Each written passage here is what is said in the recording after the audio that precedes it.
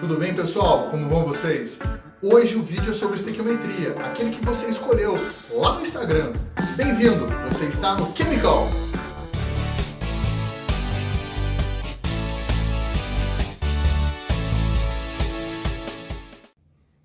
No exercício de estequiometria, é importante que você conheça as leis ponderais. Vamos dar uma olhadinha nelas? A lei de conservação das massas, ou a lei de Lavoisier, trata justamente sobre um sistema que, fechado e isolado, conserva a massa de reagente com a massa de produto. Então, o somatório de massa do reagente é igual ao somatório da massa do produto. Beleza? Essa é a primeira lei e é a lei mais importante para que você conheça o cálculo estequiométrico. A segunda lei está falando das proporções definidas, a lei de Proust, que diz que uma combinação, uma molécula, por exemplo, um sistema, ele vai ter uma combinação perfeita definida para aquele sistema, tá bom? Então, por exemplo, na constituição de uma molécula de água, se a gente for determinar, a massa de uma molécula de água é igual a 18 unidades de massa atômica. Vamos lembrar de uma coisa? Num vídeo anterior, nós falamos aqui sobre a massa atômica. A massa atômica é a massa de um determinado átomo, que a gente vai expressar em U, a unidade de massa atômica, beleza? Você vai buscar lá na tabela periódica e deve lembrar que o hidrogênio tem massa igual a 1 unidade de massa atômica, enquanto que o oxigênio 16 unidades de massa atômica. Como eu coloquei no exemplo aqui, ó, o carbono tem massa 12 e o oxigênio tem massa 16. O carbono tem massa 12 e o oxigênio 16. Então quer dizer que um átomo de carbono tem 12 unidades de massa e o oxigênio tem 16 unidades de massa. Beleza? Vamos voltar no exemplo da água. A água, o hidrogênio tem massa 1, o oxigênio 16. Então a molécula de água que tem 2 hidrogênios e um oxigênio tem massa igual a 18 unidades. Se a gente buscar a proporção, que é o que fala a proporção definida segundo Proust, a molécula de água vai ter um percentual aproximado de 11% de hidrogênio, 89% de oxigênio. Significa o quê? Que se você tentar encontrar outra substância formada por hidrogênio e oxigênio que não água, ela vai ter proporção diferente.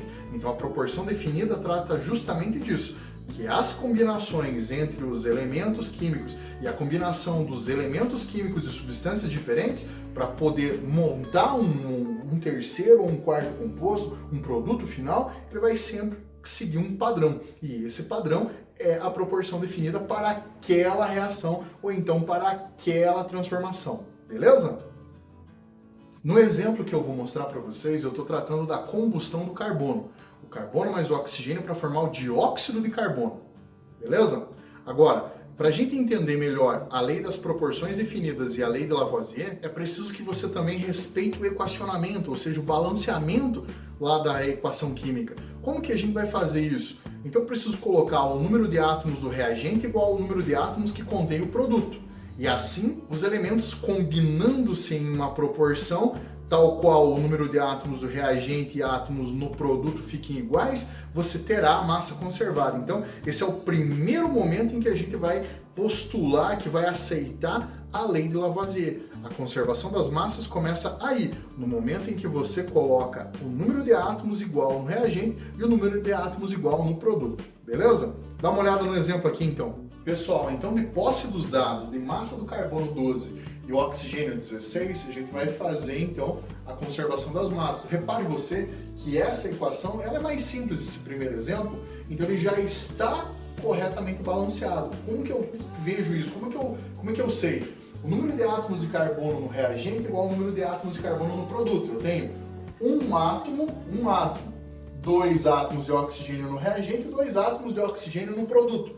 Ou você também pode pensar na transformação em mol. Então o que eu teria? 1 mol de átomos de carbono no reagente, 1 mol de moléculas de oxigênio no reagente e 1 mol de moléculas de gás carbônico, ou seja, do dióxido de carbono lá no produto. Beleza? Vamos trabalhar com a proporção em relação à massa? Então eu vou transcrever. Lembrando que eu vou usar a proporção molar agora, e não a proporção atômica e molecular. Molar.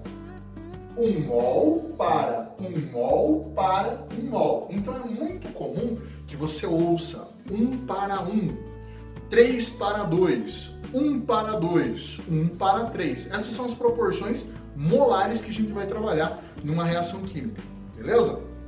Nessa proporção aqui, ó, carbono 12, então eu vou colocar lá 12 gramas para o oxigênio é 16 vezes 2, 32 gramas, então 12 para 32, formando. Então, se a gente sabe que esses dois entram na constituição de reagentes, logo aqui para produto eu tenho 44 gramas. E aí estabelecida a lei de Lavoisier, onde a somatória da massa do reagente é igual à somatória de massa do produto.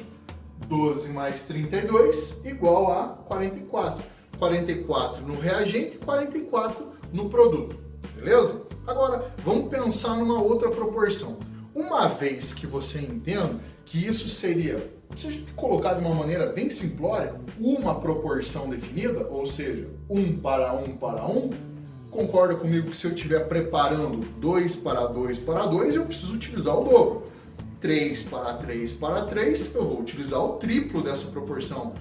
0,5 para 0,5 para 0,5, ou seja, meio para meio para meio, eu vou dividir essa proporção. Então é isso que eu falei lá no começo, que a gente vai trabalhar com uma proporção definida para uma molécula, para um agregado de átomos e também para transformação, beleza?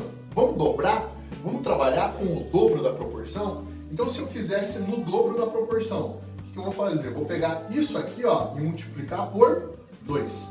Então eu vou trabalhar com o dobro. No dobro da proporção eu tenho 24 para 64, formando 88. Vamos para a metade da proporção, dividido por 2. A partir dessa linha aqui. Vamos considerar que a minha primeira linha é a minha linha padrão, beleza? A minha proporção padrão, ou seja, a menor proporção em números inteiros que eu estou utilizando no balanceamento da minha reação. Então, essa é que eu vou utilizar como sendo a minha linha padrão, beleza? Dividindo por 2. Então, eu tenho aqui, ó, 6 para 16 para formar 22, beleza? Então, calma aí que agora a gente vai explorar um pouquinho mais essas proporções de uma maneira um pouco diferente. Pessoal, reparem vocês que eu mantive a minha linha padrão, então agora eu destaquei ela, tá aqui o nosso padrão, e agora eu trabalhei de uma maneira diferente. Imagine que eu fui para o laboratório e coloquei lá 64 gramas, eu estou imaginando um sistema fechado, isolado.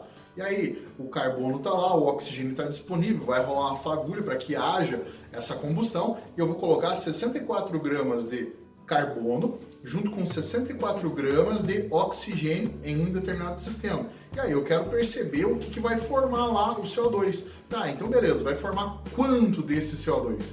Qual é a massa que se forma do CO2? Ah, professor, se conserva a massa, 64 mais 64 vai formar 128. Ótimo. Errado, não é assim que funciona. Não é simplesmente você colocar qualquer massa de reagente para somar a massa dos reagentes que você colocou e chegar na massa do produto. Você precisa respeitar a proporção. A proporção, lá que a gente falou no começo, que é a lei de Proust, tudo bem? Então, se a proporção aqui está acontecendo em 12 partes de carbono para 32 partes de oxigênio, em massa. Então, 12 para 32, ou 1 mol para 1 mol. Beleza? Cada maneira, você pode chamar de maneiras diferentes, eu poderia tratar como moléculas. Tá lembrado do vídeo que a gente fez lá falando sobre o número de Avogadro? Então, sabendo que átomos, partículas, eu posso contar lá com o número de Avogadro 6,02 vezes 10 elevado a 23, eu poderia falar que eu tenho na linha padrão 6,02 vezes 10 elevado a 23 átomos de carbono com 6,02 vezes 10 elevado a 23 moléculas de gás oxigênio para formar 6,02 vezes 10 elevado a 23 moléculas de gás carbônico.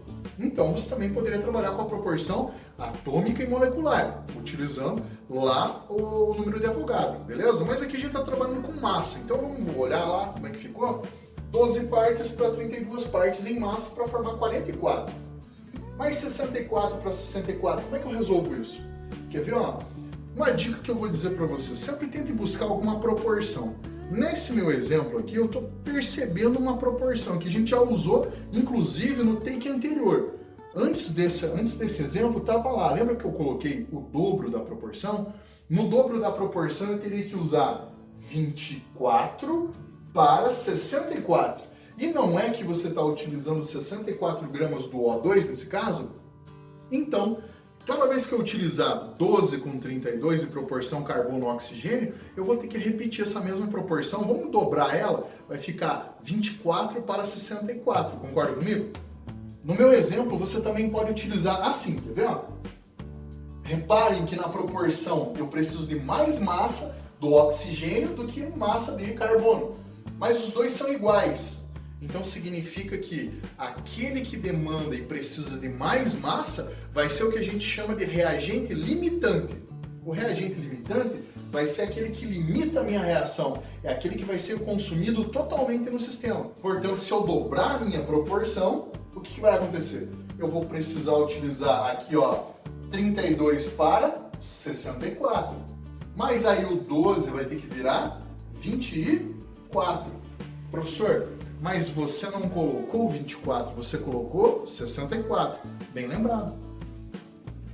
Eu coloquei 64, então isso daqui era massa. É a massa inicial. Agora a massa útil foi o que a gente determinou. O que vai gastar vai ser 24. 24 gramas é a massa útil. A massa útil é 24 gramas. Nesse caso, a diferença entre a massa inicial e a massa útil vai ser a nossa massa em excesso. Eu tenho 40 gramas de massa em excesso nesse caso. Mas e por quê? Porque eu coloquei massa a mais do que eu precisava. Nessa combinação, 12 partes de carbono para cada 32 partes de oxigênio. Beleza?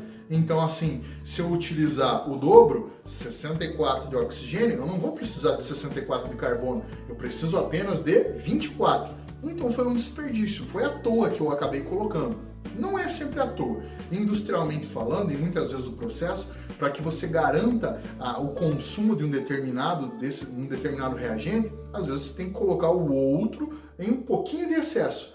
E fica imaginando, se você colocar na proporção perfeita, e isso é bom você lembrar, não existe nenhuma substância, ou então muito poucas são as substâncias ou misturas que vocês vão trabalhar em laboratório, que a gente consegue trabalhar com um teor de pureza igual a 100%. Então, normalmente, na prática, é muito comum que você coloque um pouquinho a mais de um dos reagentes para tratar um como excesso, e aquele que você quer gastar 100% vai se chamar de limitante. Nesse caso, o reagente limitante da nossa reação é o oxigênio, é o gás O2, enquanto que o carbono vai ser o nosso reagente em excesso, com 40 gramas de excesso, beleza? Pessoal, retomando o nosso exemplo, para ficar bem claro, e eu preciso colocar uma coisa importante para vocês, como que ficou o sistema final, tá bom?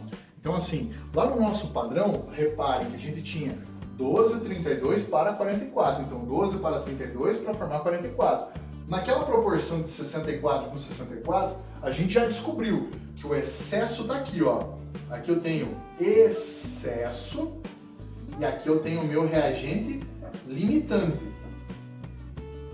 Beleza? Por que ele é o limitante? O oxigênio foi gasto por completo. Então gastou-se o oxigênio por completo e é o nosso reagente limitante, sobrando carbono no sistema. Para onde foi esse carbono? Ele está no sistema. Então assim, tá errado também eu falar que se eu coloquei 64 gramas de um reagente mais 64 gramas do outro reagente, no sistema ao todo, no final, do início ao fim, eu tenho 128 gramas de massa? Não tá errado. O que tá errado é você falar que vai formar 128 gramas desse produto. Aí tá errado. Porque nesse caso, como a gente sabe que consumiu totalmente o oxigênio e consumiu apenas 24 gramas do carbono, então assim, 24 com 64 gramas vai formar 88 gramas do gás carbônico. E junto com o gás carbônico, a gente diz, ao lado, teve uma sobra de 40 gramas de carbono. Então, nesse caso, o sistema ainda contém 128 gramas de massa, do início ao final, mas não foi 128 gramas a massa formada do nosso produto. Isso precisa ficar claro para você. Se o sistema é fechado e isolado, a massa que você colocar no início vai ser a mesma massa no final, sempre.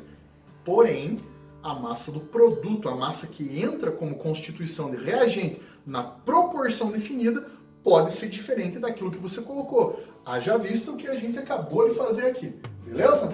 Então aqui eu vou ter mais 40 gramas de excesso de carbono. Por isso eu tenho, ao todo, 128 gramas com 128 gramas. Beleza? Pessoal, muito obrigado pela tua companhia. Ainda não acabou, tem a parte 2 do cálculo estequiométrico. Aqui nos comentários deixe sugestões para os novos vídeos do canal. Inscreva-se no canal, dê um like se você curtiu e compartilhe com seus amigos. Você está no Chemical. Beijo na mãe!